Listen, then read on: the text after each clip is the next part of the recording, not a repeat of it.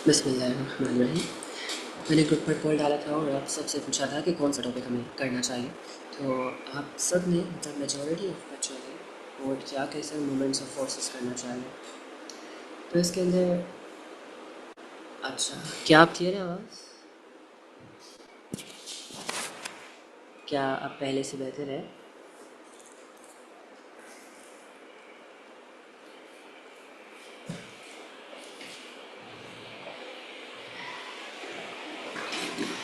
Mic के साथ ना मैं बहुत स्ट्रगल कर रहा हूँ, माइक बहुत तंग कर रहा है।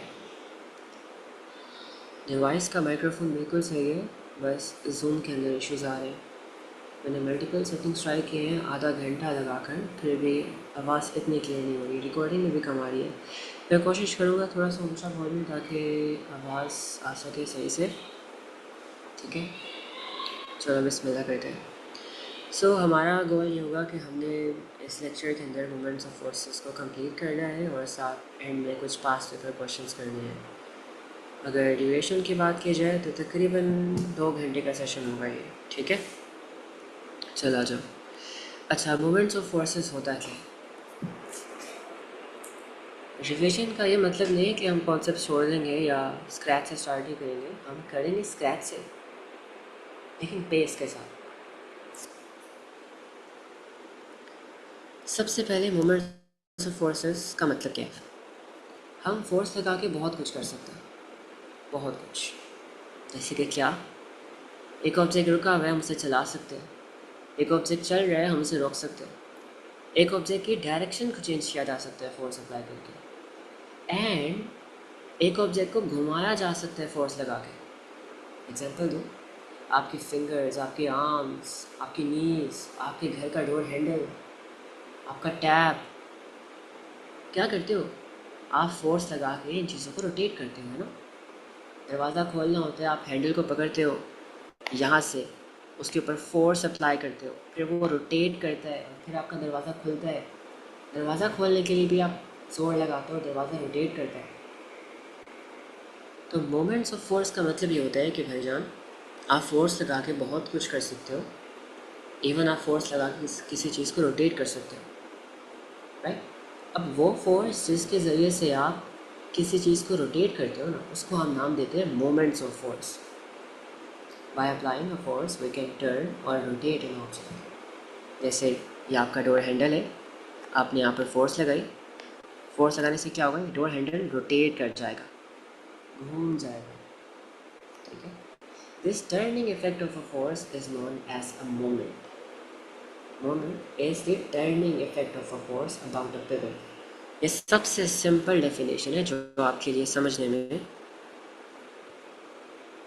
मदद करती है।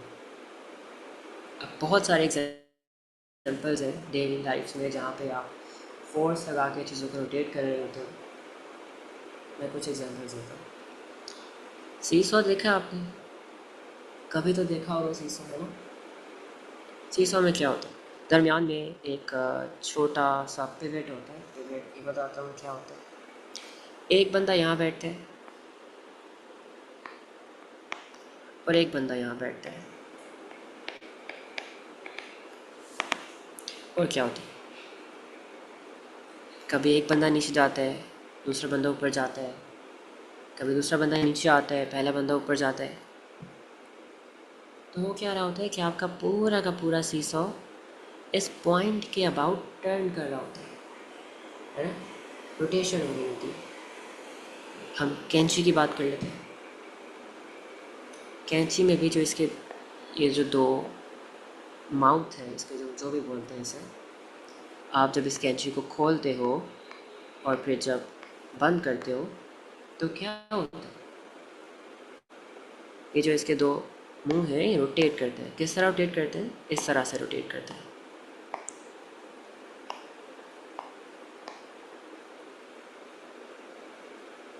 फिर आपने स्पैनर देखा होगा, जिसे हम चाबी कहते हैं उर्दू के अंदर, जो कि नट खोलने के काम आती है, राइट? तो आप जब यहाँ पर फोर्स लगाते हो इस नट को खोलने के लिए तो क्या होता है? ये स्पैनर रोटेट करता है, राइट? यहाँ पर भी रोटेशन होती है। इवन आपके लैपटॉप की स्क्रीन भी रोटेट करती है। आप इसको खोलने के लिए रोटेट करते हो तो आपके लैपटॉप की स्क्रीन रोटेट होती है। आपका वॉशरूम में जो बेसिन का टैप लगा होता है आप वो भी रोटेट करता है। ठीक है, बताने का मकसद ये था कि डेली लाइफ्स में बे इंतहा एग्जांपल्स हैं जहाँ पे आप फोर्स के ज़रिए से किसी चीज़ को टर्न करते हो, किसी चीज़ को रोटेट करते हो, और इस रोटेशन के इफ़ेक्ट को, इस टर्निंग इफ़ेक्ट को हम बोलते हैं turning effect of a moment, और हम मोमेंट कह सकते हैं सिंपली इसको। तो मोमेंट क्या होता है? मोमेंट फोर्स का टर्निंग इफेक्ट होता है। हम फोर्स लगा के एक ऑब्जेक्ट को चला सकते हैं, एक ऑब्जेक्ट को रोक सकते हैं, एक ऑब्जेक्ट की डायरेक्शन चेंज कर सकते हैं और एक ऑब्जेक्ट को टर्न कर सकते हैं। जो फोर्स का टर्निंग इफेक्ट है उसको हमने एक स्पेसिफिक नाम दे दिया है और उसका नाम है moment. I hope it make sense. आगे आ जाओ। नेक्स्ट चीज़ हमारे पास आती है पिवट। अब पिवट क्या होता है? देखो, जहाँ पर भी रोटेशन होती है ना वहाँ पे एक छोटी सी चीज़ होती है, उसे कहते हैं पिवट। पिवट खुद रोटेट नहीं करता है, लेकिन ये वो पॉइंट होता है जहाँ से रोटेशन होती है। Pivot is the point from where the rotation occurs. ये खुद रोटेट नहीं करता। हम वही एग्जांपल्स देते हैं। हम सी सॉ की बात करते हैं। सी सॉ में ये जो दरमियान वाला पॉइंट होता है, अभी को ये वो पॉइंट है जहाँ से रोटेशन होती है, ये खुद रोटेट नहीं करता। आप कैंची देते हो, कैंची का जो बिल्कुल सेंट्रल पार्ट होता है जहाँ पे नट लगा होता है, कभी गौर से देखना वो खुद रोटेट नहीं करेगा, लेकिन ये वो पॉइंट होता है जहाँ से रोटेशन हो रही है। हम स्पैनर की बात कर लेते हैं। इन दिस केस ये सेंट्रल पार्ट पिवट है, ये खुद नहीं घूमेगा, लेकिन ये पॉइंट है जहाँ से रोटेशन हो रही होती है। हम लैपटॉप की बात कर लेते हैं। यहाँ पर भी इन दिस केस ये छोटा सा पॉइंट पिवट है, ये खुद रोटेट नहीं करता, लेकिन जहाँ से रोटेशन हो रही होती है। तो पिवट एक ऐसा पॉइंट है जहाँ से रोटेशन हो रही होती है, वो खुद रोटेट नहीं कर रहा होता। ठीक है, अच्छा, आई होप यहाँ तक क्लियर है। तो अभी तक मैंने सिर्फ ये बताया कि moment turning effect of force तो कहा जाता है। फोर्स का टर्निंग इफेक्ट जो होता है उससे मोमेंट कहते हैं। दूसरी चीज़ हमने ये पढ़ी कि पिवट क्या होता है। पिवट एक ऐसा पॉइंट है जहाँ से रोटेशन होती है लेकिन ये खुद रोटेट नहीं करता। ठीक है, अच्छा, अब आते हैं मोमेंट के ऊपर। अभी तक हमने जितना पढ़ा ना वो तो बेसिक स्टफ था, वो तो सिर्फ एक इंट्रोडक्शन था कि मोमेंट्स है क्या। अब आते हैं आपके सिलेबस में क्या क्या है, क्योंकि स्टार्ट करने से पहले आपको एक अंदाज़ा होना चाहिए कि भाई मोमेंट है क्या, हम जो पढ़ रहे हैं उसका मतलब क्या है। कल को आपसे कोई पूछ ले कि मोमेंट होता क्या है, आप डेफिनेशन पे डेफिनेशन झाड़ी जाओ और आपको असल में मतलब ही ना पता हो कि मोमेंट है क्या, फ़ायदा ही नहीं ना पढ़ने का फिर तो। अब जो डेफिनेशन आपने याद करनी है, जो डेफिनेशन आपने एग्ज़ाम में लिख के आनी है, अगर एग्जामिनर आपसे पूछता है डिफाइन मोमेंट या what is mean by moment, तो वो क्या लिख के आओगे? बड़ी खूबसूरत डेफिनेशन है, ज़रा अल्फाजों पे गौर करना। Moment is the product of force and distance. Product का मतलब क्या होता है? प्रोडक्ट का मतलब होता है मल्टीप्लाई।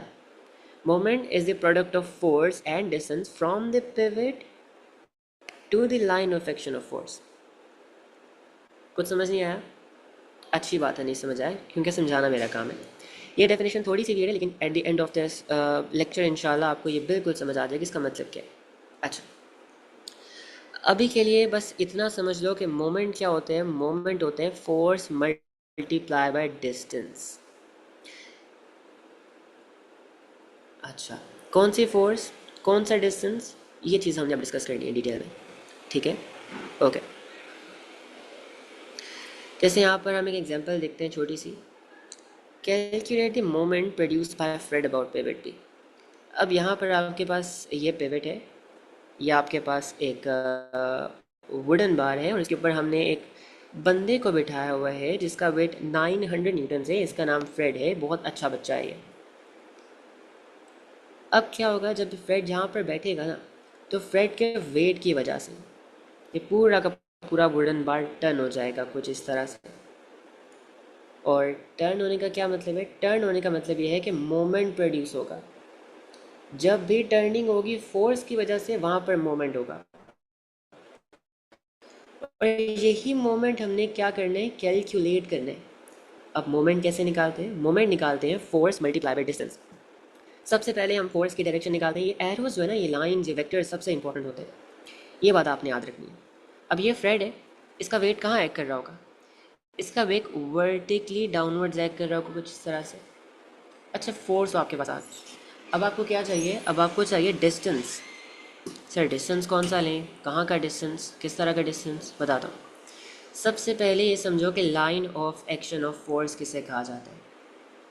ये आप ए लेवल्स में पढ़ोगे जाके डिटेल में, लेकिन मैं आपको यहाँ पे चीज़ें ज़्यादा कॉम्प्लिकेट नहीं करूँगा, बस बहुत आसान अल्फाजों में बता देता हूँ या रट्टा लगवा देता हूँ। ये आपका वेट है ना, आपने करना क्या है कि बिल्कुल इसी एरो के ऊपर आपने एक लंबी सारी वर्टिकल डॉटेड लाइन बना देनी है। बिल्कुल देखो, ये मेरा वेट है, ये मेरा वेट का एरो है, और ये मेरी line of action of force है। बिल्कुल वेट के ऊपर से गुजर रही है, बिल्कुल स्ट्रेट वर्टिकल, मतलब लाइन जैसे जहाँ पर आपका वेट एक्ट कर रहा है वहीं पर मैं उसके ऊपर से मैंने बनाई है। बस एक बात का ख्याल रखना है, इसको डॉटेड बनाना। बना दी, ये मुश्किल सवालों में आपके बहुत काम आएगी। इसे कहते हैं line of action of force. हम काफ़ी एग्जांपल देखेंगे आगे, उससे क्लियर हो जाएगा। अच्छा, अब डिस्टेंस कौन सा चाहिए? डिस्टेंस के बहुत नखरे भाई, आपको बहुत स्पेसिफिक डिस्टेंस चाहिए। ज़रा ध्यान से सुनना, कौन सा डिस्टेंस चाहिए आपको? आपको वो डिस्टेंस चाहिए जो कि पिवट से हो। ध्यान से सुनना, आपको वो डिस्टेंस चाहिए जो कि पिवट से हो और line of action of force के परपेंडिकुलर हो। समझ आया? ये आपका पिवट है, आपको पिवट से डिस्टेंस चाहिए और ऐसा डिस्टेंस चाहिए जो कि line of action of force के परपेंडिकुलर हो। अच्छा, मुझे बताया जाता है कि इस पिवट से लेके फ्रेड तक का डिस्टेंस 5 मीटर्स है। क्या मैं ये डिस्टेंस ले सकता हूँ? डिस्टेंस मोमेंट के लिए जो डिस्टेंस चाहिए, ये पता करने के लिए कि वो डिस्टेंस सही है कि नहीं, आपको दो चीज़ों को, दो यू कैन से के दो चीज़ों को सेटिस्फाई करना पड़ेगा। पहली ये कि वो पिवट से होना चाहिए, बिल्कुल पिवट से है। दूसरी ये कि वो line of action of force के परपेंडिकुलर यानी 90 डिग्रीज पे होना चाहिए। वो भी सही है, राइट?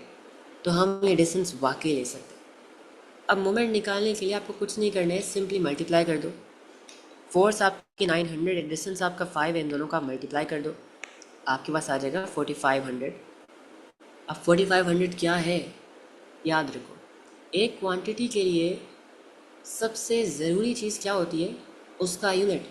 वैसे आजकल हर इंसान के लिए सबसे ज़रूरी चीज़ उसका मोबाइल फ़ोन है ना, इस तरह मोमेंट के लिए हर क्वांटिटी के लिए सबसे ज़रूरी चीज़ होती है उसका यूनिट, बिकॉज यूनिट के बगैर आप उसे पहचान ही नहीं सकते। आप बाज़ार जाते हो, मैं बताता हूँ, टेंशन नहीं लो इसमें। आप बाज़ार जाते हो, आप कहते हो कि मुझे 5 चावल दे दो, वो आपको वहीं पर जूते उतार के मारेगा कि भाई भाग जा, मजाक का टाइम ना कर, मजाक ना कर, टाइम नहीं है। क्यों? क्योंकि आपने क्वांटिटी तो बताई लेकिन यूनिट नहीं लगाया साथ। आप उससे कहो भाई मुझे 5 किलो चावल चाहिए, तब वो आपको चावल देगा ना, तब तो नहीं मारेगा।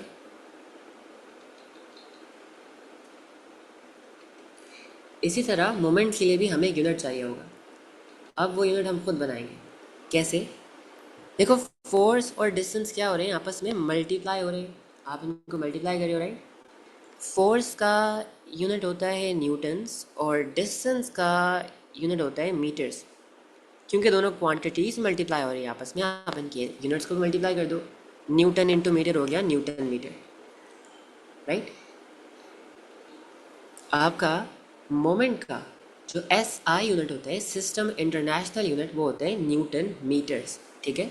अच्छा, और एग्जांपल्स करते हैं, बहुत बहुत एग्जांपल्स हैं, एग्जांपल्स की कमी नहीं है।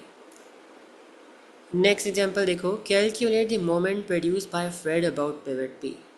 अच्छा अच्छा, अब ये फ्रेड आपके पास है, मैं इसको ना थोड़ा सा आगे ले हूँ, पहले ही यहाँ बैठा हुआ था, अब मैं थोड़ा सा इसको आगे ले आया हूँ, इस पिवट के थोड़ा सा करीब ले आया हूँ। अगेन, मोमेंट निकालने के लिए आपको दो चीज़ें चाहिए। पहली चीज़ वो फोर्स जो कि मोमेंट प्रोड्यूस कर रही है, एम एस शेवी वाली फोर्स नहीं उठा लेनी, आपको वो फोर्स चाहिए जो कि फोर्स प्रोड्यूस कर रही है। If there is a box instead of a fire Fred, will we take the distance from the centre of gravity of the object? Exactly, बिल्कुल। आप हर जो फोर्स होती है ना, फोर्स का वेक्टर आप बिल्कुल सेंटर ऑफ ग्रेविटी से बनाते हो।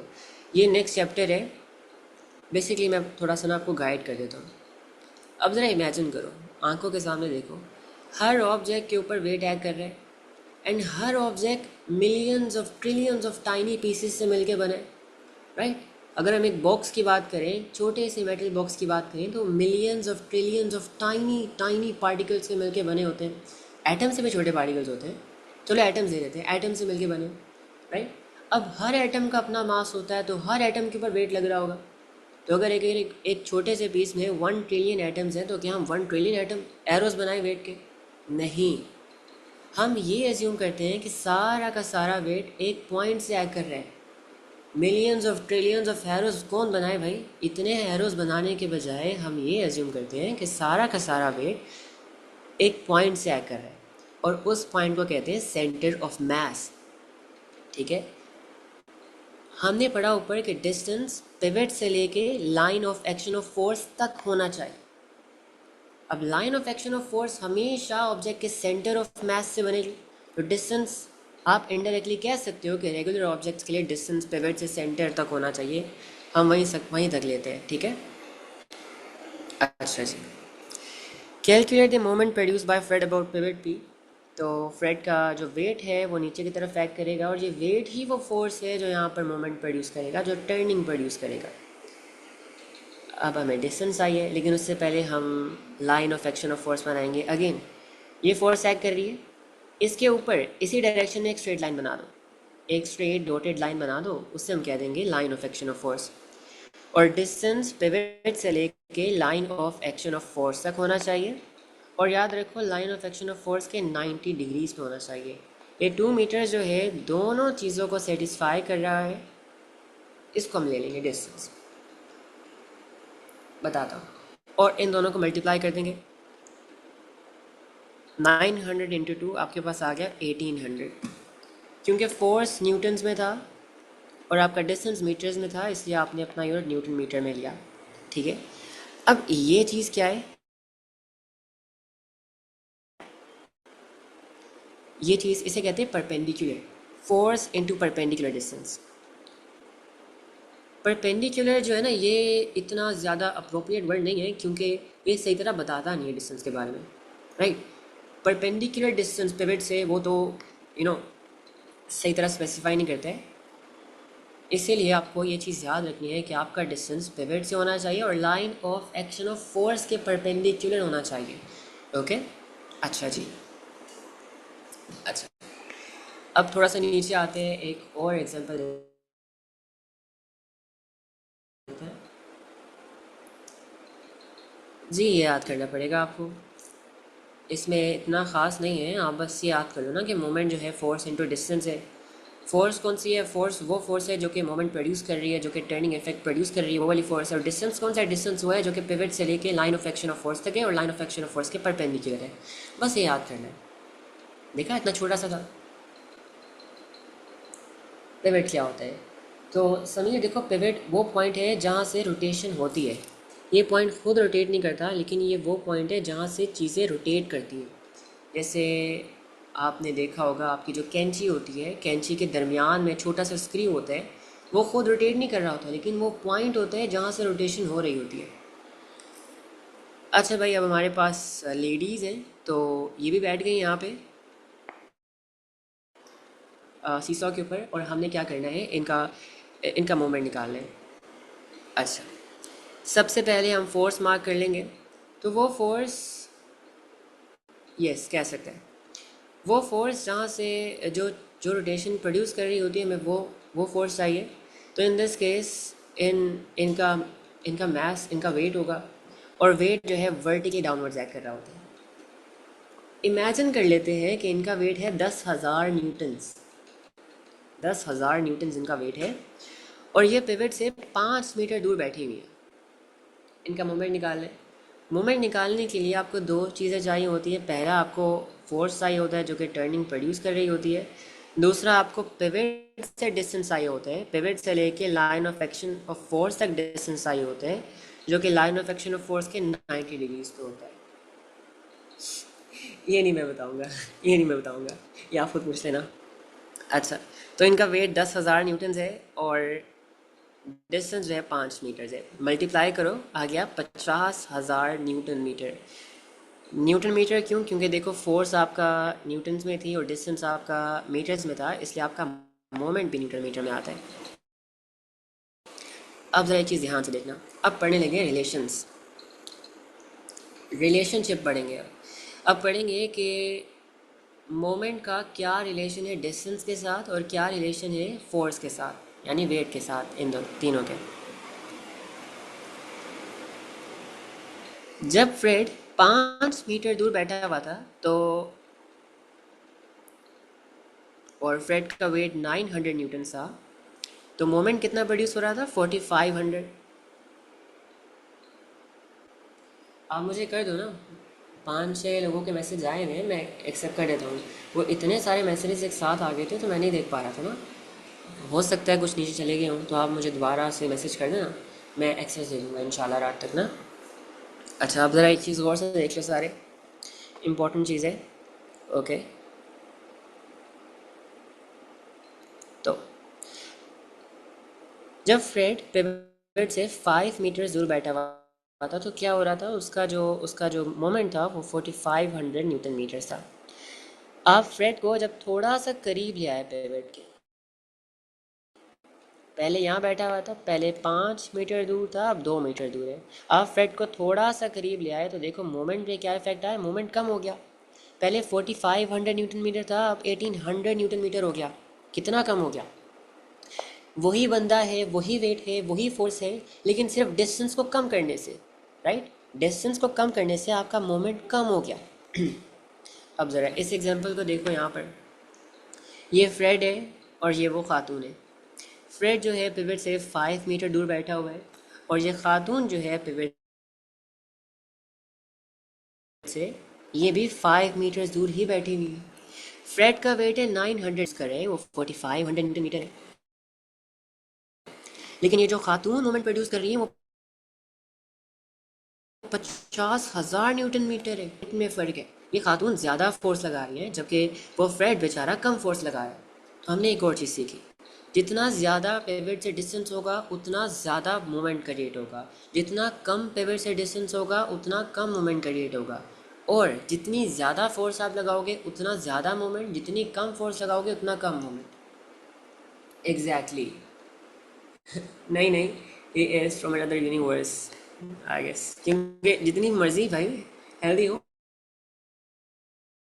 1000 न्यूटन, 10,000 न्यूटन का कौन सा इंसान हो सकता है? कभी 1000 kg का बंदा देखे? अच्छा,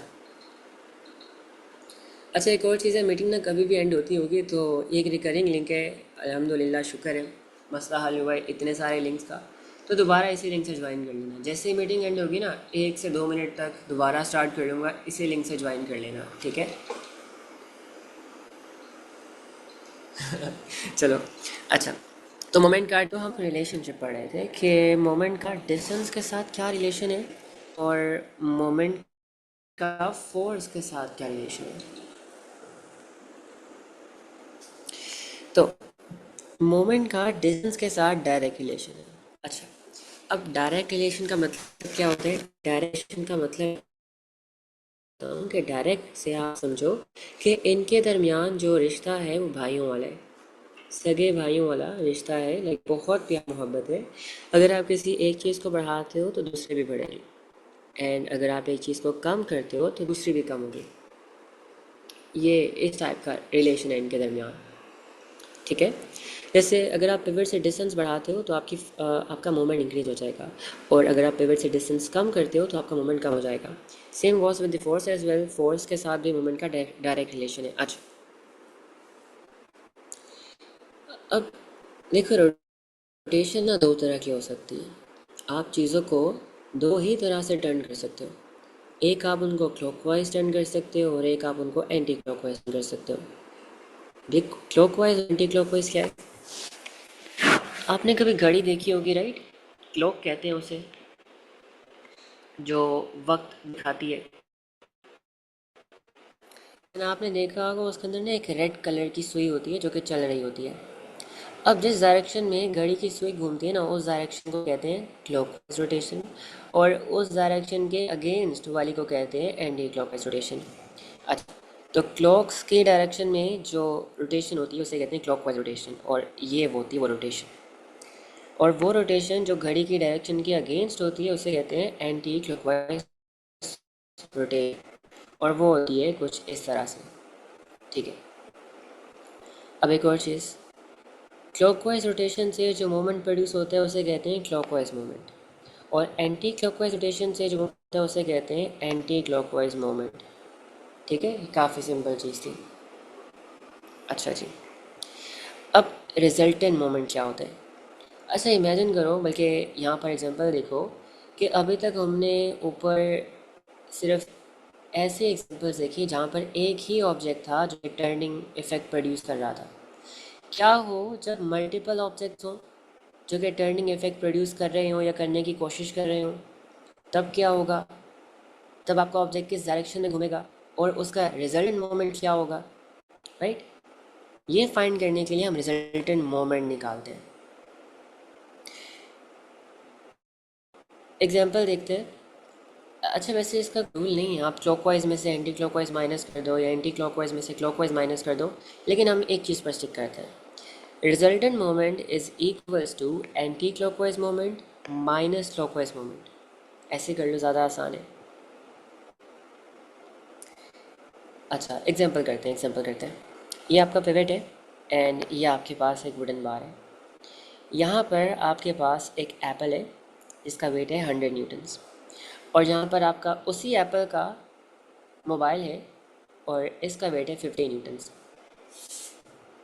अच्छा, अब मैं आपको ना मोमेंट्स के क्वेश्चन सॉल्व करने के स्टेप्स बताने लगा हूँ। सबसे पहला स्टेप ये होता है कि आपने डिस्टेंसेस को और आपने फोर्सेस को मार्क कर लेना है।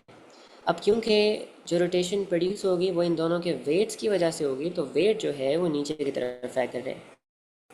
इस एप्पल का वेट भी नीचे एक्ट कर रहे हैं और इस मोबाइल का वेट भी नीचे की तरफ एक्ट कर रहे हैं, वर्टिकली डाउनवर्ड्स। और इन दोनों के जो डिस्टेंसेज हैं, याद रखो डिस्टेंस पिवट से होना चाहिए और distance line of action of force के परपेंडिकुलर यानी 90 डिग्रीज होना चाहिए। तो एप्पल का डिस्टेंस ये रहा और एप्पल वाले मोबाइल का डिस्टेंस ये रहा। फ़र्क कोई नहीं है, बस इतना फ़र्क है कि हमने उसी एप्पल का यूज़ करके मोबाइल बना दिया। तो अब डिस्टेंसेस भी आ गए और अब हमारे पास फोर्सेस भी आ गई। अब नेक्स्ट चीज़ क्या करनी है? नेक्स्ट चीज़ हमने ये करनी है कि हमने ये पता लगाना है कि कौन सी फोर्स किस टाइप की रोटेशन प्रोड्यूस करने की कोशिश कर रही है। जैसे अगर इस एप्पल की बात की जाए, एप्पल का वेट डाउनवर्ड्स है और ये पे पॉइंट है। अब 2 मिनट के लिए इमेजिन करो कि ये मोबाइल की एग्जिस्टेंस ख़त्म हो जाती है, ये मोबाइल यहाँ से गायब हो जाता है, ये इस मोबाइल की प्रेजेंस ख़त्म हो जाती है, तो ये पूरा का पूरा वुडन बार किस तरह घूमेगा? ये इस तरह से टर्न हो जाएगा, राइट? क्या सब मेरी बात से एग्री करते हो? और ये किस तरह की रोटेशन है ज़रा देखते हैं। अच्छा, तो ये कुछ इस तरह से रोटेट हुआ। अगर मैं इसको ट्रैक करूँ तो ये कुछ इस तरह से रोटेट हुआ। और ये रोटेशन कौन सी चेक करो जाके, ये आपके पास है एंटी क्लॉकवाइज रोटेशन, राइट? इसलिए मैंने इसको रेड से हाईलाइट कर दिया। अब ये मोबाइल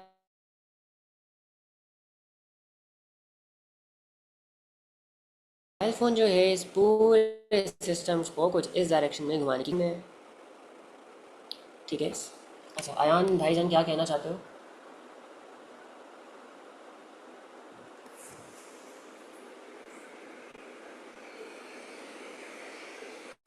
अच्छा, हमने फोर्सेस मार्क कर लिए, हम लोगों ने डिस्टेंसेस मार्क कर लिया, हम लोगों ने ये पता लगा लिया कि कौन सी फोर्स किस तरह का रोटेशन प्रोड्यूस करने की कोशिश कर रही है। अब अगला स्टेप क्या है? अब हम क्लॉकवाइज रोटेशन अलहदा निकाल लेंगे और एंटी क्लॉकवाइज रोटेशन यानी एंटी क्लॉकवाइज मोमेंट अलहदा निकाल लेंगे। क्लॉकवाइज के लिए हमें क्या चाहिए? क्लॉकवाइज के लिए हमें फोर्स चाहिए जो कि क्लॉकवाइज मोमेंट प्रोड्यूस कर रही है, और डिस्टेंस चाहिए। तो 50 × 50 2500। लेकिन अब एक चीज़ गौर करना, अब न्यूटन सेंटीमीटर नहीं है, अब सॉरी, अब न्यूटन मीटर नहीं है, न्यूटन सेंटीमीटर है। न्यूटन सेंटीमीटर क्यों है? क्योंकि फोर्स तो न्यूटन्स में ही है लेकिन डिस्टेंस सेंटीमीटर्स में, राइट? इसीलिए हमने न्यूटन सेंटीमीटर लिया। अगर एग्ज़ाम में क्वेश्चन के अंदर आपको बाकायदा बताया जाए कि आपने आंसर न्यूटन मीटर में देना है, तो आप पहले डिस्टेंस को मीटर्स में कन्वर्ट करोगे, ठीक है। फिर वैसे ही हमने एंटी क्लॉकवाइज निकाल लिया, 100 को 40 से मल्टीप्लाई करके, जो कि 4000 न्यूटन सेंटीमीटर आ गया। ओके, अब याद रखो ये एक स्टैंडर्ड रूल नहीं है, एक स्टैंडर्ड रूल नहीं है।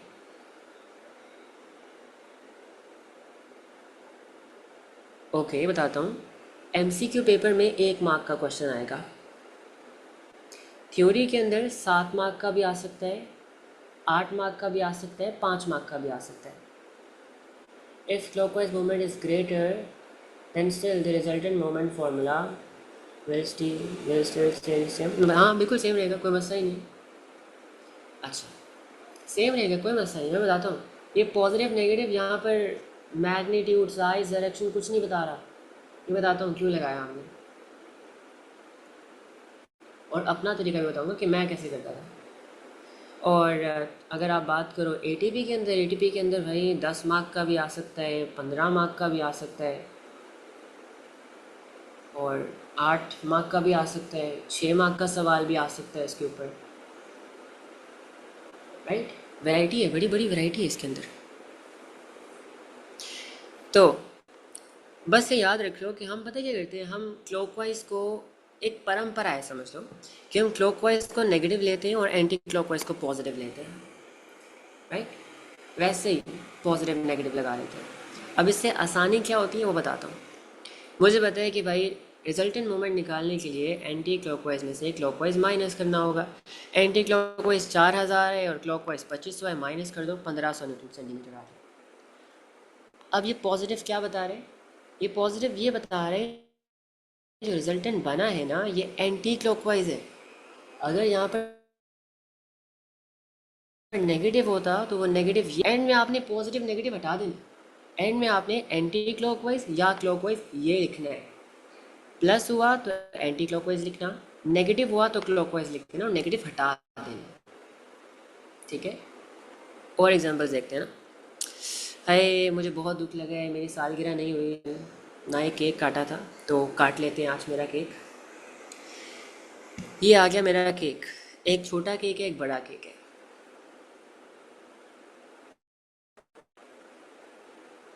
जी। अच्छा, जो जिस क्वेश्चंस की आप बात कर रहे हो ना, थ्योरी के क्वेश्चंस, वो देखते हैं नीचे। हम पास पेपर्स करेंगे, टेंशन के लेते हो, सारा कुछ कराऊंगा ना। मेरी बर्थ डेट है 27 नवंबर 2007। अगर याद रहा तो विश कर देना। ओके, ये क्या हो गया।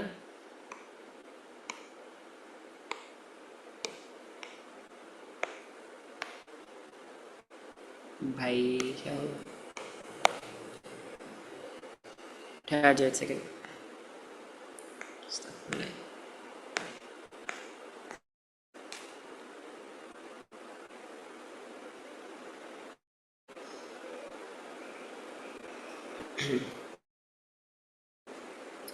बिल्कुल 400 ही है, वेल डन। चलो अब बात करते हैं, करके देखते हैं ना। तो सबसे पहला स्टेप फोर्सेस मार्क कर लेंगे। इसका फोर्स नीचे, इसका इसका भी वेट नीचे। ये है 500 न्यूटन, ये है 600 न्यूटन। दूसरा डिस्टेंसेस मार्क कर लो, ये डिस्टेंस 2 मीटर्स है, डिस्टेंस 1 मीटर्स है, ठीक है। तीसरा आप ये फाइंड आउट करो कि कौन सी फोर्स किस तरह का रोटेशन प्रोड्यूस करने की कोशिश कर रही है। अब ये वाला जो केक है ये पूरे के पूरे सिस्टम को इस डायरेक्शन में घुमाने की कोशिश कर रहा है, which is in this case anti clockwise. और ये वाला केक जो है पूरे सिस्टम को इस डायरेक्शन में घुमाने की कोशिश कर रहा है, विच इज़ क्लॉकवाइज। अब क्या करो कि एंटी क्लॉकवाइज निकाल लो, या सीधा ऐसे कर दो anti clockwise minus clockwise. Anti clockwise कैसे निकलेगा, फोर्स को उसके डिस्टेंस से मल्टीप्लाई कर दो। याद रखो फोर्स और डिस्टेंस आपस में परपेंडिकुलर होना चाहिए और डिस्टेंस आपका पिवट से होना चाहिए। तो 500 इंटू 2 और क्लॉकवाइज आपके पास आ जाएगा 600 इंटू 1। अब माइनस कर दो, क्या है आपके पास 400 न्यूटन मीटर। अब क्योंकि आंसर पॉजिटिव आ रहा था, मुझे इससे याद आ गया कि हाँ पॉजिटिव एंटी क्लॉकवाइज के लिए मैंने 400 न्यूटन मीटर्स एंटी क्लॉकवाइज लिख दिया। याद रखो जब भी रिजल्टेंट मोमेंट निकालते हो ये बताना ज़रूरी है, मस्ट है, क्लॉकवाइज है या एंटी क्लॉकवाइज है। हर पेपर में कैलकुलेटर अलाउड होता है, हर पेपर में अलाउड होता है। चलो अब ये एग्जांपल करते हैं। अब यहाँ पर आया मज़े का सीन, बहुत मज़े का सीन होने वाला है। फिर से दो केक्स हैं, एक का वेट 500, एक का वेट 600, एक का डिस्टेंस 1.2 मीटर्स, एक का डिस्टेंस 1 मीटर्स। ये है, ये एंटी क्लॉकवाइज मोमेंट प्रोड्यूस करने की कोशिश कर रहे हैं और ये क्लॉकवाइज। अच्छा, अब देखो जब मैं एंटी क्लॉकवाइज और क्लॉकवाइज निकालता हूँ तो ये दोनों 600 आ जाते हैं। And when I subtract 600 from 600 I get 0। भाई कोई भी ले लो, कैलकुलेटर कोई भी ले लो, हमने कौन सा ओ लेवल से बड़ी कोई कॉम्प्लेक्स तरह की कैलकुलेशन करनी होती है। बेशक वो जो सब्ज़ी वालों के पास नहीं होता है बड़ा सारा, बेशक वो उठा के ले जाओ लेकिन ये नहीं पता वो अलाउड है या नहीं। लेकिन हाँ, हल्के वाला ही ले जाना, क्योंकि काम चल जाएगा उससे। बड़ी वैरायटी आती है ना। आपको एक 800 रुपये का मिलता है जिसमें मेरे ख्याल 300 फंक्शन होते हैं, एक 1200 का है जिसमें 1000 फंक्शन होते हैं, एक 1500 का भी है, 1800 का भी है, 2000 वाला भी है, 2500 वाला भी है, 3000 वाला भी है। बहुत वैरायटी है इसके अंदर। अब ये ना पूछना कि मुझे रेट कैसे पता है। हमने फोर्सेस में, आपको याद होगा फोर्सेस में पढ़ते हैं कि जब रिजल्टेंट फोर्स जीरो होती है तो ऑब्जेक्ट स्टेशनरी होता है, ऑब्जेक्ट मूव ही नहीं करता। सेम यहाँ पर जब रिजल्टेंट मोमेंट ज़ीरो आ जाए ना, उस केस में क्या होता है कि आपका सिस्टम बैलेंस हो जाता है। ना ये क्लॉकवाइज टर्न करने वाला है, ना ही एंटी क्लॉकवाइज टर्न करने वाला है, ये अपनी जगह पे स्थिर रहेगा। आई होप सो कभी किसी ने कोशिश की हो स्केल के नीचे रबड़ लगा के दोनों तरफ हम चीज़ें रखते हैं, शार्पनर, पेंसिल, जो भी पड़ा होता है हमारे पास, और कोशिश कर रहे होते हैं स्केल बैलेंस हो जाए, राइट। तो बिल्कुल सेम यहीं पर होगा। जब भी आपका रिजल्टेंट मोमेंट ज़ीरो होगा ना, इसका मतलब ये है कि आपका सिस्टम बैलेंस हो गया है। ना ही क्लॉकवाइज रोटेट करेगा, ना ही एंटी क्लॉकवाइज रोटेट करेगा। ठीक है, आगे आ जाओ। अब ये वो चीज़ है जिसके ऊपर आपके 90% क्वेश्चन आते हैं, इक्विलिब्रियम। अगर ज़ीरो आए तो क्या लिखना है, क्लॉकवाइज एंटी क्लॉकवाइज लिखो। ऑब्जेक्ट इज स्टेबल और हम इक्विलिब्रियम कहते हैं, बिल्कुल हाँ साहब ने सही कहा, हम इसे इक्विलिब्रियम कहते हैं। अच्छा, इक्विलिब्रियम क्या होता है? इक्विलिब्रियम एक ऐसी स्टेट है जहाँ पे एक चीज़ हालत सुकून में होती है, ना ही वो मूव कर रही होती है, ना ही वो रोटेट कर रही होती है। इक्विलिब्रियम के लिए दो रिक्वायरमेंट्स का पूरा होना मस्ट है। पहला ये कि आपकी रिजल्टेंट फोर्स ज़ीरो हो, दूसरा ये कि आपकी रिजल्टेंट मोमेंट ज़ीरो हो। अच्छा, अब इस टॉपिक के अंदर मैं रिजल्टेंट मोमेंट फोर्स पे एज सच बात नहीं कर रहूँगा क्योंकि ये चीज़ों को और कंफ्यूजिंग बना देगा। अब यहाँ पे सिर्फ रिजल्टेंट मोमेंट की बात कर रहे होंगे, लेकिन ये आपने याद रखना है। इक्विलिब्रियम का सवाल आता है, define equilibrium, what is equilibrium, what are two conditions that needs to be met in order to obtain equilibrium, इस तरह के सवाल आते हैं। बिल्कुल, in state of equilibrium the object is not moving not rotating. The state of equilibrium is achieved when resultant force is zero and the resultant moment is zero. अच्छा, अब ज़्यादातर क्वेश्चन जो है ना इस चैप्टर से, इसी टॉपिक से, इसी कॉन्सेप्ट से आते हैं। अब जैसे मैं आपको एक एग्जांपल दिखाता हूँ। Given that system is in equilibrium, find D. समझे क्या पूछना चाह रहे हैं? कि पूरा का पूरा सिस्टम इक्विलिब्रियम है, यानी ना ही ये क्लॉकवाइज रोटेट कर रहे हैं, ना ही ये एंटी क्लॉकवाइज रोटेट कर रहे हैं। ये डिस्टेंस निकाल दो। जब भी वो आपसे कहे ना कि ऑब्जेक्ट इक्विलिब्रियम में, आपके दिमाग में फ़ौरन एक चीज़ आ जानी चाहिए। वो क्या कि सबसे पहली चीज़, रिजल्टेंट मोमेंट ज़ीरो होगा। और रिजल्टेंट मोमेंट कब ज़ीरो होगा? रिजल्टेंट मोमेंट तब ज़ीरो होगा जब क्लॉकवाइज मोमेंट एंटी क्लॉकवाइज के बराबर होगा, तभी वो एक दूसरे को कैंसिल कर पाएंगे ना। तो जब भी वो आपसे कहें कि आपका ऑब्जेक्ट इक्विलिब्रियम में, आपने ये इक्वेशन लगानी है, दैट्स इट। ये एक छोटा सा रट्टा है जिससे सारे सवाल सॉल्व होते हैं, लिटरली हर क्वेश्चन इससे सॉल्व हो जाता है। ऑब्जेक्ट इक्विलिब्रियम है, ऑब्जेक्ट स्टेबल है, ऑब्जेक्ट मूव नहीं कर रहा, क्या अप्लाई करोगे? Clockwise equals anti clockwise, right. अच्छा, अब यहाँ पर ना एक गलती है, और वो गलती क्या है?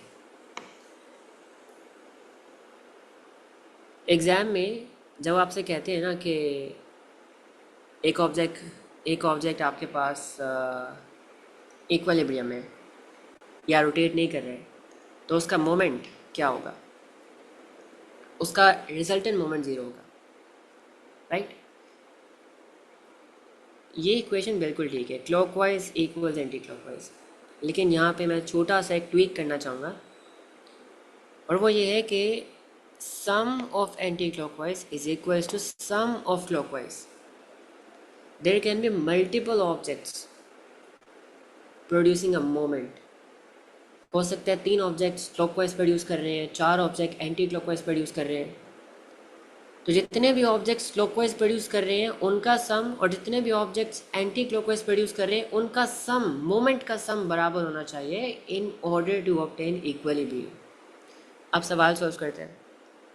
Sum of anti clockwise moment must be equals to the sum of clockwise moment. अच्छा, अब यहाँ पे क्योंकि एक एक ही ऑब्जेक्ट है तो हम इन दोनों के क्लॉकवाइज और एंटी क्लॉकवाइज निकाल लेते हैं। ये वाला cake anti clockwise rotation produce करेगा, इसकी फोर्स 500 है और इसका डिस्टेंस d है। मैं इसको d ही ले लूँगा, राइट, और इसको इक्वल कर दूंगा क्लॉकवाइज के। मेरी फोर्स 600 है और मेरा डिस्टेंस 1 है। अब इस पूरी इक्वेशन में मेरे पास सिर्फ एक ही वेरिएबल है जो कि d है। मैं d के लिए सॉल्व कर लूँगा और d की वैल्यू 1.2 आ जाएगी, जैसे हमने ऊपर देखा है ना, बिल्कुल वही डिस्टेंस आया है ना। तो इस तरह के सवाल आपको इस चैप्टर से रिलेटेड ऐसे ही सवाल आ रहे होंगे जहाँ पे कोई एक ना एक चीज़ मिसिंग होगी और आपको बताया होगा कि ऑब्जेक्ट इक्विलिब्रियम में कोई फोर्स मिसिंग हो सकती है, कोई डिस्टेंस मिसिंग हो सकता है, और आपने उसकी वैल्यू निकालनी होती है। ये तो बहुत सिंपल है, ये लेवल्स में बहुत मज़े मज़े के सवाल आते हैं। अब जैसे ये एक सवाल करते हैं,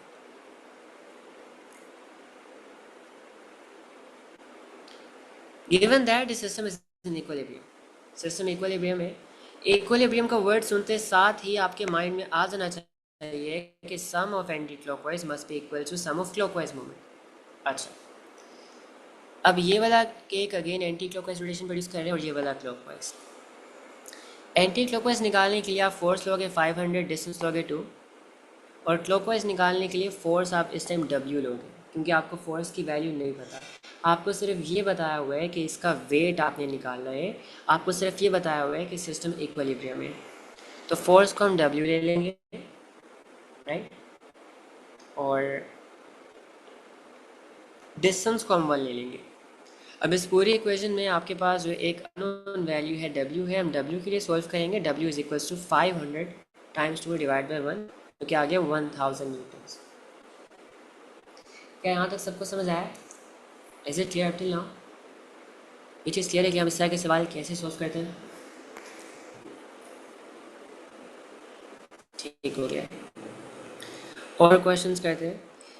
given that this system is an equilibrium, find the mass of cake 2। अब सवाल थोड़ा सा मुश्किल है, हमने यहाँ पे सवाल आसान है बेसिकली, अब थोड़ी वर्किंग ज़्यादा हो गई है। हमने इसका मास निकालना है, ओके। अच्छा, 2 केक्स है, एक एंटी क्लॉकवाइज रोटेशन प्रोड्यूस कर रहा है और एक क्लॉकवाइज रोटेशन प्रोड्यूस कर रहा है, और जो फोर्स रोटेशन प्रोड्यूस कर रही है वो इन दोनों के वेट्स हैं, इसका वेट और इसका वेट। सबसे पहले मैं क्या करता हूँ कि मैं क्लॉकवाइज मोमेंट निकाल लेता हूँ। तो क्लॉकवाइज मेरे पास कैसे आएगा? क्लॉकवाइज के लिए मुझे चाहिए फोर्स, जो कि इसके एक का वेट है, मैंने इसको W ले लिया, और फिर मुझे डिस्टेंस चाहिए जो कि पिवट से होना चाहिए और line of action of force के परपेंडिकुलर होना चाहिए, विच इज़ 1। फिर मैं निकालता हूँ एंटी क्लॉकवाइज। फोर्स मेरी 500 है और डिस्टेंस मेरा 2 है, 500 इंटू 2। अब यहाँ से मेरे पास वेट आ गया 1000 न्यूटन्स। ये इस केक का वेट मेरे पास आया है, मेरे पास इसका मैथ नहीं आया। अब मुझे इसका मैथ निकालना है। अब मैथ निकालने के लिए हमने एक और इक्वेशन पढ़ी थी चैप्टर नंबर 2 के अंदर, maths weight and density, chapter 3 sorry, जहाँ पर हमें बताया जाता है कि W is equals to mg, right, weight is equals to mass into gravitational field strength. अच्छा, वेट आपका 1000 है, मैथ आपने निकालना है, let's suppose gravitational field strength हम 10 ले लेते हैं, तो 10 वहाँ जाके डिवाइड हो जाएगा, मैथ आपके पास आ गया 100 kgs। Is that clear? इस तरह का सवाल भी आता है, ये भी देख लो, ओके।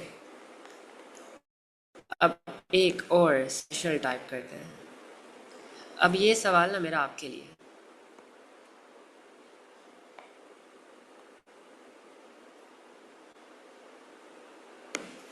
ओके, ये आपके पास एक प्लैंक है या एक वुडन बार है, और ये आपके पास एक दीवार है। आपने ना क्या किया हुआ है, आपने दीवार के साथ इस प्लैंक को लगाया हुआ है, और इस तरह से लगाया हुआ है कि रोटेट कर सकती है। यहाँ पे ये क्या कर सकती है, ये रोटेट कर सकती है। ठीक है, फिर आपने क्या किया कि आपने यहाँ पर ना एक रस्सी बांधी इस पॉइंट से, और आप रस्सी को इस डायरेक्शन में खींच रहे हो, यानी आप इस डायरेक्शन में पुल कर रहे हो, फोर्स लगा रहे हो।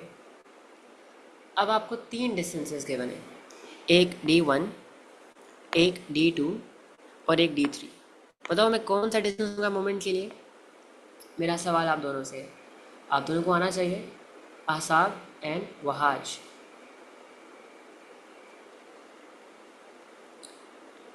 बस एक बात याद रखो। अच्छा, D3 क्यों यूज़ करेंगे, रीज़न बताओ, what is the reason for that. बस एक बात याद रखो कि आपका डिस्टेंस हमेशा पिवट से लेके line of action of force तक होना चाहिए, और आपका distance line of action of force के 90 डिग्रीज पे होना चाहिए। एग्जैक्टली बिल्कुल सही कहा। हम D2 नहीं लेंगे, हम D1 नहीं लेंगे, हम D3 लेंगे। वाई? क्योंकि डिस्टेंस की तीन रिक्वायरमेंट्स है। दो रिक्वायरमेंट्स है। पहला, आपका डिस्टेंस पिवट से लेके line of action of force तक होना चाहिए। दूसरा, आपका distance line of action of force के 90 डिग्रीज पे होना चाहिए, और ये डिस्टेंस दोनों रिक्वायरमेंट्स को फुलफिल करे, इसलिए ये आपका सही आंसर है। एग्जैक्टली बिल्कुल सही कहा। अच्छा, यहाँ पर it was everything I can teach, right? Now let's move on to past paper questions. मैंने बेसिक्स काफ़ी स्ट्रॉन्ग बनाया आप लोगों के। I hope so past papers में आसानी हो आप लोगों के लिए। अब कुछ क्वेश्चंस करते हैं और थोड़ा सा ना पेस के साथ चलेंगे। The diagram shows a boy of weight 500 Newton sitting on a seesaw. माशाल्लाह अच्छा खासा सेहतमंद बच्चा है और सीसा के ऊपर बैठा हुआ है। He sits 2 meters from the pivot. ये आपका पिवट है और ये बच्चा पिवट से 2 मीटर्स दूर बैठा हुआ है। What is the force F needed to balance the seesaw? अब वर्ड बैलेंस का मतलब ये है, बैलेंस से वो ये बताना चाह रहा है कि आप सीसा को इक्विलिब्रियम में लेके जाना चाहते हैं। और जब भी इक्विलिब्रियम का वर्ड आ जाए, एक बात फ़ौरन दिमाग में ले आना कि sum of clockwise moment must be equals to the sum of anti clockwise moment, अगर आपने ऑब्जेक्ट को इक्विलिब्रियम में लेके जाना है तो। अच्छा, तो आसाब ने बताया है 250, विच इज़ अपेरेंटली करेक्ट। 250 क्यों आया है देखते हैं। हमने ये फोर्स एफ निकाली। सबसे पहला, फोर्सेस के एरोस मार्क करने जो कि लगे हुए हैं। दूसरा, डिस्टेंसेस निकालने जो कि ऑलरेडी गिवन है। तीसरा, आपने ये फाइंड करना है कौन सी फोर्स किस तरह का रोटेशन प्रोड्यूस कर रही है, करने की कोशिश कर रही है। ये वाली फोर्स पूरे सिस्टम को इस तरफ घुमाएगी, विच इज़ एंटी क्लॉकवाइज, और ये वाली फोर्स पूरे सिस्टम को इस तरफ घुमाएगी, विच इज़ क्लॉकवाइज। ठीक है, अब इन दोनों को इक्वल कर देते हैं। तो क्लॉकवाइज के लिए 500 टाइम्स 2, ये 500 फोर्स है और ये आपका डिस्टेंस है। और एंटी क्लॉकवाइज के लिए F टाइम्स 4, F हमारी फोर्स है और 4 हमारा डिस्टेंस है। F हमने फाइंड आउट करना है। अब ये आपके पास एक मैथमेटिकल इक्वेशन बन गई जिसके अंदर सिर्फ एक ही वेरिएबल है, वो आपने फाइंड करना है। तो 500 को 2 से मल्टीप्लाई करेंगे और फिर 4 से डिवाइड कर देंगे। आंसर आए 250 न्यूटन्स। ये मीटर पता नहीं किसने लगा दिया, इट इज़ न्यूटन सिर्फ। आगे चलते हैं। It should be 250 Newton. हाँ एग्जैक्टली, बिल्कुल बिल्कुल न्यूटन्स होना चाहिए था, न्यूटन मीटर नहीं, क्योंकि उन्होंने आपसे फोर्स का पूछा है। किस चीज़ का पूछा है, फोर्स का पूछा है, मोमेंट का नहीं। अच्छा, फिर कहते हैं if a nut and bolt are difficult to undo, it may be easier to turn the nut by using a longer spanner. This is because the longer spanner gives. So luckily मैंने spanner बनाया हुआ है। आप लोगों ने तो rarely इसे देखा ही होगा, मैंने तो यूज़ किया है और बहुत ही ज़्यादा यूज़ किया है, और काफ़ी भारी होता है ये। इसे हम चाबी कहते हैं उर्दू के अंदर। अब वो कह रहे हैं कि ना, एज्यूम करो कि अभी ये ब्राउन पार्ट को हटा दो, ये आपका स्पैनर है, इससे ना आप एक नट खोलने की कोशिश कर रहे हो और आपसे नहीं खुल रहा है। आपने आपके अंदर जितनी भी जान है आपने सारी जान लगा दी, लेकिन फिर भी आपसे नट खुल ही नहीं रहा है, राइट। नट को खोलने के लिए आपको क्या करना पड़ेगा? आपको एक टर्निंग इफेक्ट, आपको एक मोमेंट प्रोड्यूस करना पड़ेगा। अब नट नहीं खुल रहा है। नट क्यों नहीं खुल रहा है? क्योंकि आप एक sufficient amount of moment produce नहीं कर पा रहे। नट को खोलने के लिए आपको ज़्यादा मोमेंट प्रोड्यूस करना पड़ेगा। आपने और फोर्स लगाई, राइट, क्योंकि फोर्स बढ़ाने से मोमेंट भी बढ़ता है। लेकिन जितनी ताकत आपने अंदर थी आपने सारी लगा दी, फिर भी it wasn't enough to produce a sufficient amount of moment to undo this bond. आप बाज़ार गए, आप एक लंबा स्पैनर ले आए। अब ये स्पैनर है, पहले आप यहाँ पर फोर्स लगा रहे थे और ये आपका डिस्टेंस था। अब आप यहाँ पर फोर्स लगा रहे हो और ये आपका डिस्टेंस है। अब बोल्ट खुल गया। बोल्ट क्यों खुला? क्योंकि डिस्टेंस बढ़ गया। डिस्टेंस बढ़ने से क्या हुआ? डेड। तो लॉन्गर स्पैनर से खोलना इसीलिए आसान होगा क्योंकि अब जहाँ पर आप फोर्स लगा रहे हो ना, वहाँ से लेके पिवट तक डिस्टेंस बढ़ जाएगा, और जब डिस्टेंस बढ़ जाएगा तो मोमेंट बढ़ जाएगा। ठीक है, that's it. Does that make sense? आप दोनों बताओ, ये समझ आया? अ लार्जर टर्निंग मोमेंट, एक लार्जर स्पैनर जो है वो एक लार्जर टर्निंग मोमेंट प्रोड्यूस करता है। हाँ, ये बहुत मज़े का सवाल है। Masses x and y are placed on opposite sides of the center of a uniform meter rule. Metre rule याद रखो, एक स्केल होता है जिसकी लेंथ होती है 1 मीटर, यानी 100 centimetres, which is pivoted at its centre. बिल्कुल सेंटर में पिवट हुआ है, यानी ये मार्क जो है आपने बिल्कुल इसको 50 सेंटीमीटर वाले मार्क पर पिवट किया हुआ है। Which combination of message and distances balance A ruler? आपको दो मैसेज गिवन है, आपको इनका वेट भी नहीं गिवन है और आपको इनका डिस्टेंस भी नहीं गिवन है, लेकिन आपको चार ऑप्शंस गिवन है जिसमें आपको चार पेयर्स गिवन है इन सब चीज़ों के। अब वो कह रहे हैं कि किस पेयर का यूज़ करके आप इस सिस्टम को इक्विलिब्रियम में ला सकते हो। अच्छा, तो किस पेयर का यूज़ करें?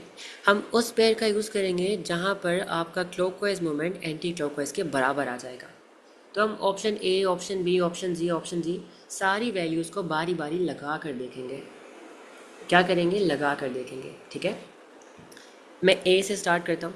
अच्छा, तो x का मैस 200 ग्राम्स, y का मैस 200 ग्राम्स, p हमने ले लिया 5 और s ले लिया 10। 200 को हम कह सकते हैं 2 न्यूटन है ना। वेट निकालिए मैंने सिंपली W = mg लगाकर। अच्छा, तो सिंपली हम क्या करते हैं, मोमेंट निकालने के लिए हम फोर्स को डिस्टेंस से मल्टीप्लाई करते हैं। तो ये वाला mass x anti clockwise movement produce करेगा और मैस y जो है वो क्लॉकवाइज मूवमेंट प्रोड्यूस करेगा, राइट। तो 200 टाइम्स 5 आपको देगा, 2 टाइम्स 5 देगा 10 और 2 टाइम्स 10 देगा 20, राइट। तो ये x प्रोड्यूस कर रहा है 10 और y प्रोड्यूस कर रहा है 20।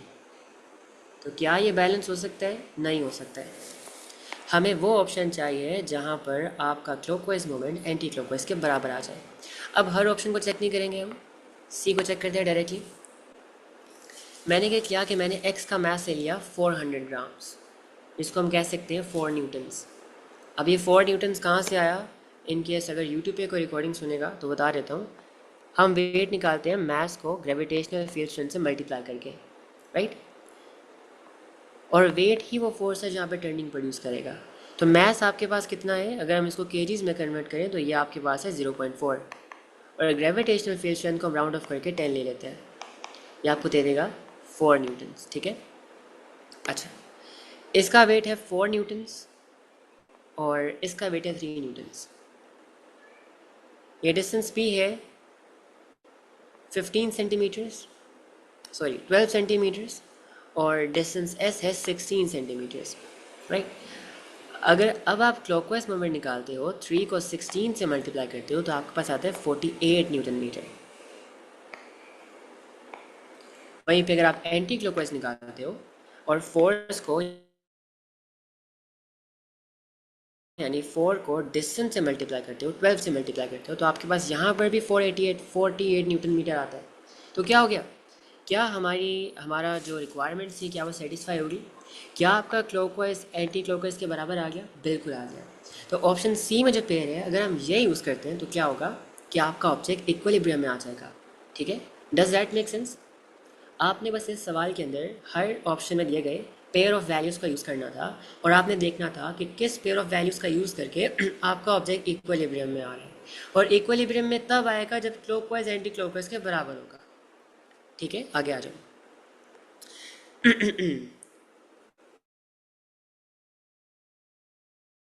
A uniform beam. अच्छा, अब एक और चीज़ बताता हूँ। जब भी वो वर्ड यूनिफॉर्म का वर्ड यूज़ करें और आपके पास एक रेगुलर ऑब्जेक्ट हो जिसकी शेप रेगुलर हो, देखो इसका जो वेट होगा ना, बिल्कुल सेंटर से एक्ट कर रहा होगा।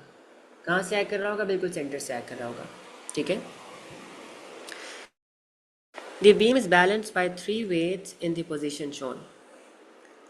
3 वेट्स एक्ट कर रहे हैं, एक ये 300 न्यूटन्स, एक ये विच इज़ 350 न्यूटन्स एंड एक ये विच इज़ 100 न्यूटन्स।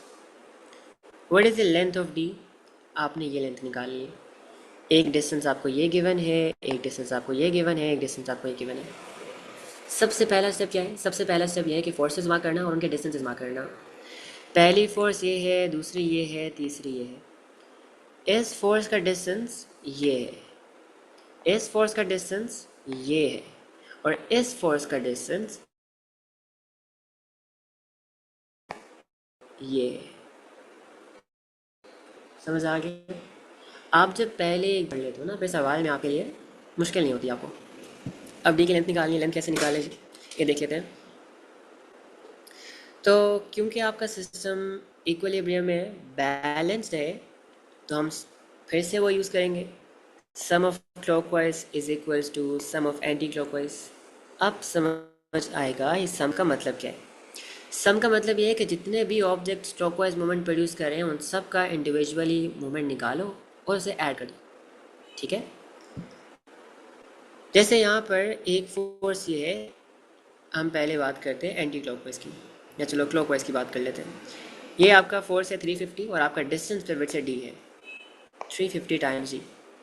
दूसरी फोर्स जो कि क्लॉकवाइज मोमेंट प्रोड्यूस कर रही है वो है 100 और इसका पिवट से डिस्टेंस है 0.5। इन दोनों को सेपरेटली कैलकुलेट करेंगे और फिर ऐड कर देंगे। और एंटी क्लॉकवाइज मोमेंट प्रोड्यूस करने वाली फोर्स 300 है और इसका पिवट से डिस्टेंस है 0.4 मीटर्स। ठीक है, और अब नीचे आ जाओ। अच्छा, अब हमारे पास आ गई एक mathematical equation. Exactly 0.2 metres is the answer. 350 times ये आ जाएगा 350 डी, 100 इंटू 0.5 आ जाएगा 50 और 300 इंटू 0.4 आ जाएगा 120। ओके, अब इस 50 को वहाँ जाके सब्ट्रैक्ट कर देंगे, 70 हो गया। डी फाइंड आउट करने इस 350 को वहाँ जाके डिवाइड करवा देंगे, 70 डिवाइड बाई 350 आ गया 0.2 मीटर्स। तो ये जो लेंथ है ये आपके पास है 0। तो अब थोड़ा सा मुश्किल क्वेश्चन देते हैं कोई। ये आसान सवाल है। हाँ, ये सवाल देखते हैं। अच्छा, a force F is applied to a lever at distance L from the pivot as shown. Okay, the length T is the perpendicular distance between the force and the pivot. Which expression is the moment of the force about the pivot? आपने क्या करना है, आपने moment निकालना है। Moment निकालने के लिए आपको दो चीज़ें चाहिए होती हैं। पहला आपको फोर्स चाहिए होती है, दूसरा आपको डिस्टेंस चाहिए होता है जो कि पिवट से होना चाहिए और line of action of force के परपेंडिकुलर होना चाहिए। सबसे पहले हम क्या करते हैं कि हम line of action of force बना लेते हैं। ये आपकी फोर्स है और ये आपका line of action of force है जो बिल्कुल उसके ऊपर से गुजरेगा, और मैं इसको डॉटेड कर देता हूँ।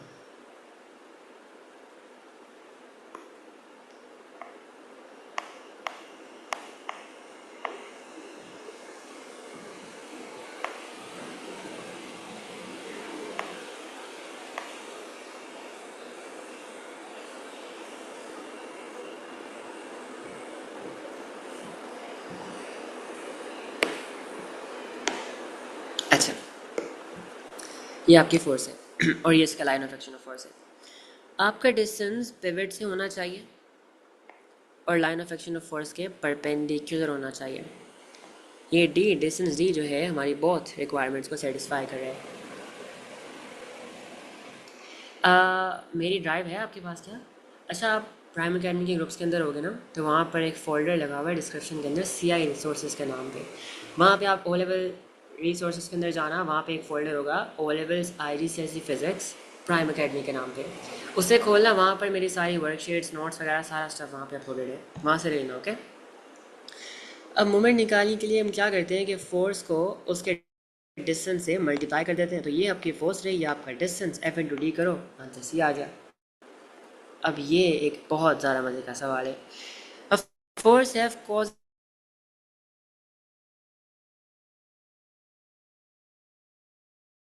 a moment about O on a L shaped bar, the force F। हमने पॉइंट O के अबाउट पे निकालना है, ये आपका पॉइंट O है और आप ये अच्छा कंटिन्यू करते हैं। A force F causes a moment about point O on an L shaped bar। Okay, अब फोर्स, ये जो फोर्स F है ना, इस डायरेक्शन में एक फोर्स लग रही है जो कि इस पूरे L शेप ऑब्जेक्ट को घुमा रही है, एक टर्निंग इफेक्ट प्रोड्यूस कर रही है ठीक है। अब ये फोर्स जो है ये पॉइंट P से एक्ट कर रही है, यानी इस पॉइंट से एक्ट कर रही है। अब वो कह रहे हैं what is the moment of F about O। अब क्योंकि ऑब्जेक्ट टर्न करेगा, एक टर्निंग इफेक्ट प्रोड्यूस होगा, तो उस टर्निंग इफेक्ट की वजह से एक मोमेंट भी होगा और हमने वो मोमेंट निकालना है। मोमेंट निकालने के लिए हमें दो चीज़ें चाहिए होती हैं। क्या क्या चाहिए होता है? हमें एक तो डिस्टेंस चाहिए होता है, एक हमें फोर्स चाहिए होती है। फोर्स ऑलरेडी हमारे पास है, अब हमें डिस्टेंस चाहिए। डिस्टेंस कौन सा चाहिए? डिस्टेंस हमें वो चाहिए जो कि पिवट से हो और line of action of force के 90 डिग्रीज पे हो। Line of action of force हमें ऑलरेडी गिवन है, डिस्टेंस हमने निकाल है। ठीक है, अच्छा एक ये डिस्टेंस है, एक ये डिस्टेंस है और एक ये डिस्टेंस है और एक ये डिस्टेंस है।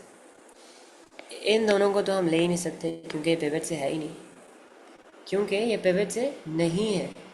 अब या तो आंसर D3 है या तो आंसर D4 है। अब ज़रा गौर से देखो, मुझे आप दोनों आसाब और वहाज कि इन दोनों में से कौन सा डिस्टेंस जो है वो line of action of force के परपेंडिकुलर लग रहा है सॉरी, ये वाला या फिर ये वाला, D3 या D4?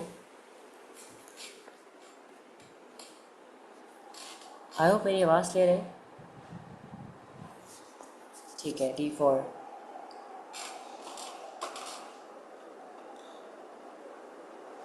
बिल्कुल D4 है, D4। D4 क्यों D4? क्योंकि ये line of action of force के 90 डिग्रीज पे है, यानी परपेंडिकुलर है।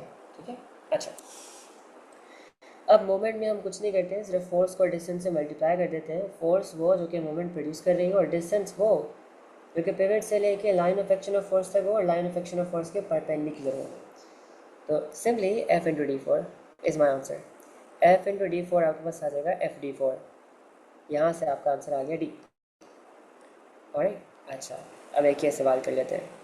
ये एक बहुत बहुत बहुत मज़े का सवाल है एंड मुझे मेरे ख्याल से इस सवाल को समझाने के लिए ना मुझे 5 से 6 मिनट लग जाएंगे, लेकिन पहले मैं चाहूँगा आप लोग ट्राई करो इसे।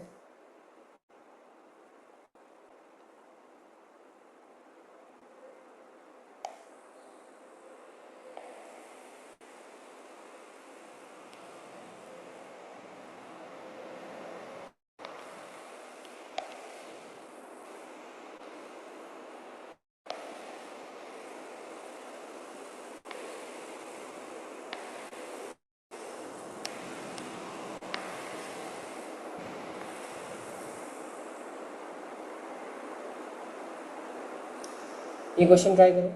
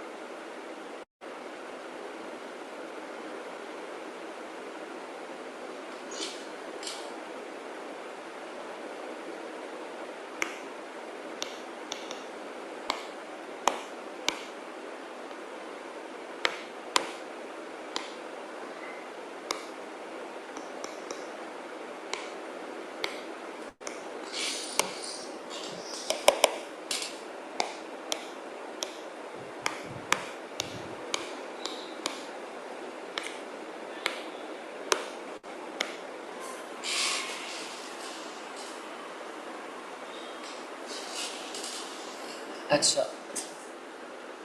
तो आज साहब का कहना है कि आंसर बी है। देखते हैं वहाज, आपका क्या आंसर है?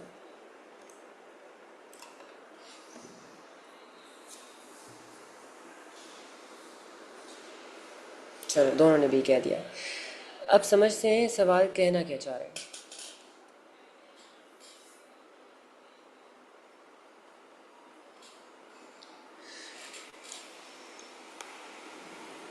The diagram shows a uniform solid rectangular block of weight 50 Newton that is pivoted about pivot P.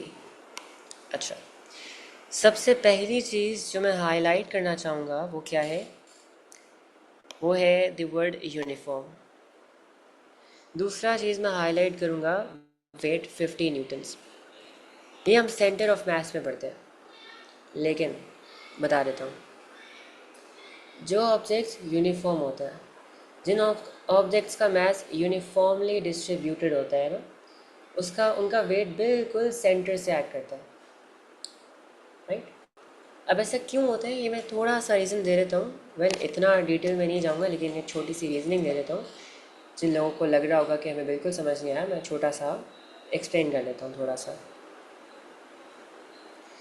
तो बात ऐसी है कि आपका जो रेगुलर ऑब्जेक्ट्स होते हैं, जो यूनिफॉर्म ऑब्जेक्ट्स होते हैं, जिनका मास इक्वली डिस्ट्रीब्यूटेड होता है ना, उनका centre of mass exactly centre में होता है, उस ऑब्जेक्ट के जियोमेट्रिकल सेंटर में होता है। अब मैं आपको एक एग्जांपल देता हूँ। इमेजिन करो आपके पास एक रेक्टेंगल है। जैसे इमेजिन करो आपके पास दो रेक्टेंगल्स हैं। एक पूरा का पूरा बना हुआ है मेटल से, और दूसरा वाला रेक्टेंगल जो है आधा वुड से बना है, आधा मेटल से बना है। आधी साइड पे लकड़ी है, आधी साइड पे मेटल है।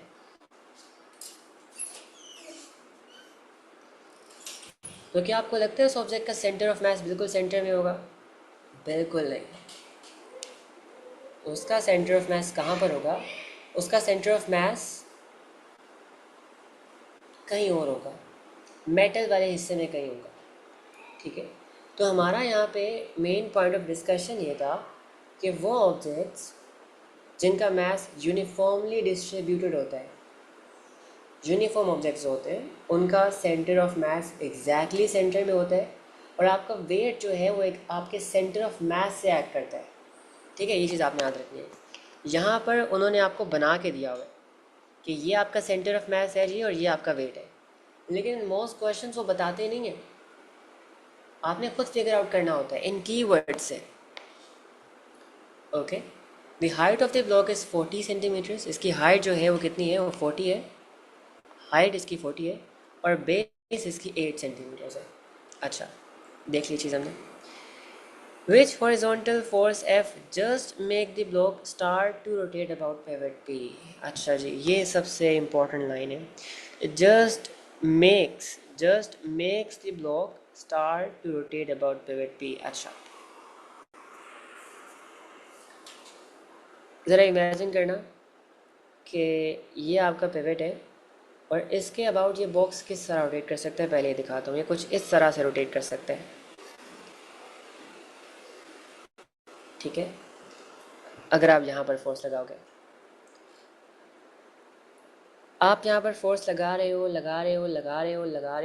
और एक पॉइंट ऐसा आया है कि अगर आपने थोड़ी सी भी फोर्स लगाई, इससे ज़्यादा, बिल्कुल इतनी सी भी फोर्स अगर आपने ज़्यादा लगाई ना, मज़ीद लगाई, तो ये रोटेट कर जाएगा।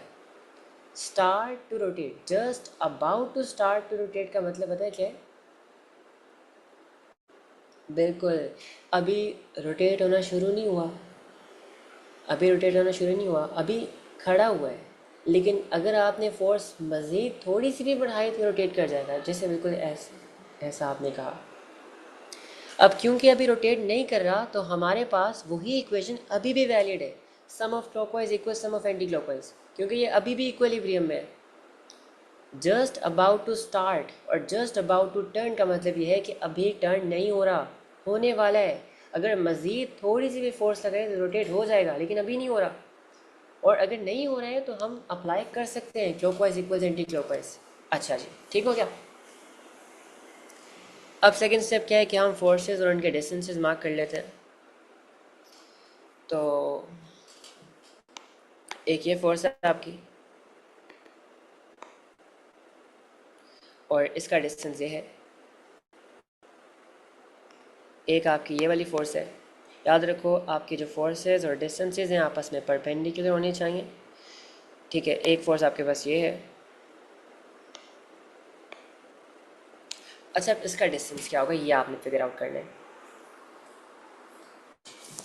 अब ये मैंने कैसे निकाला, अगर मैं होता मैं कैसे निकालता, मेरे थिंकिंग प्रोसेस पे गौर करना। मैं ये सोचता कि भाई ये पूरी की पूरी लेंथ जो है ना, ये पूरी की पूरी लेंथ कितनी है, ये पूरी की पूरी लेंथ 8 है, 8 सेंटीमीटर्स है। और मुझे ये पता है कि आपका जो सेंटर ऑफ मास है वो एग्जैक्टली सेंटर में पाया जाएगा क्योंकि ये एक यूनिफॉर्म ऑब्जेक्ट है। यानी ये वाला डिस्टेंस और ये वाला डिस्टेंस डिफरेंट कलर यूज़ कर लेते हैं, एग्जैक्टली सेम होगा। तो मैं 8 को हाफ कर दूंगा, 8 को 2 हिस्सों में डिवाइड कर दूंगा, ये भी 4 आ जाएगा और ये भी 4 आ जाएगा। अब मेरे पास डिस्टेंस आ गया। Line of action of force बना लेते हैं पहले।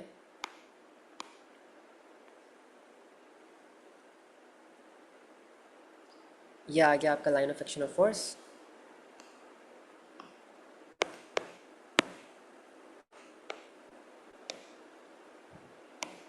अच्छा, अब इस फोर्स का पिवट से लेकर डिस्टेंस कहाँ है, ये डिस्टेंस है, राइट। अब दोनों फोर्सेस भी आ गई हमारे पास, दोनों के डिस्टेंसेस भी आ गए। अब हमने ये फिगर आउट करना है कौन सी फोर्स क्लॉकवाइज है, कौन सी फोर्स एंटी क्लॉकवाइज है। ये वाली फोर्स पूरे ऑब्जेक्ट को इस डायरेक्शन में घुमाने की कोशिश कर रही है, विच इज क्लॉकवाइज। और ये वाली फोर्स इस पूरे ऑब्जेक्ट को इस डायरेक्शन में घुमाने की कोशिश कर रहे हैं अबाउट दिस पॉइंट, जो कि एंटी क्लॉकवाइज है। तो इसको हम रेड से हाईलाइट कर देते हैं।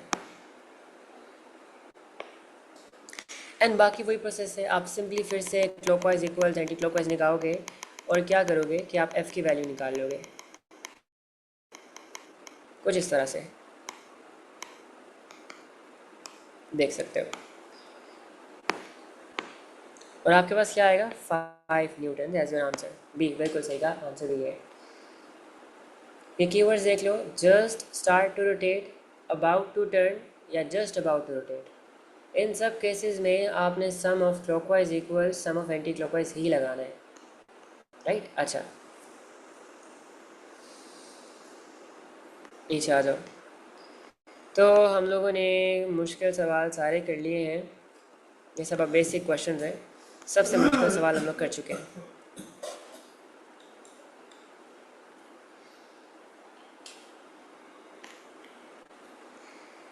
तो भाई थ्योरी सवाल मैंने जमा नहीं किया था, चलो फिर। अच्छा, यहाँ तक मुझे बताओ कोई मसला है इसमें, थ्योरी भी होंगे ना तो वो भी ऐसे ही होंगे, कोई मुश्किल सवाल नहीं आता। डिफाइन मोमेंट या कौन सा डिस्टेंस देना चाहिए मोमेंट के लिए वो बता दो, इस तरह के सिंपल इजी सवाल आ सकता है।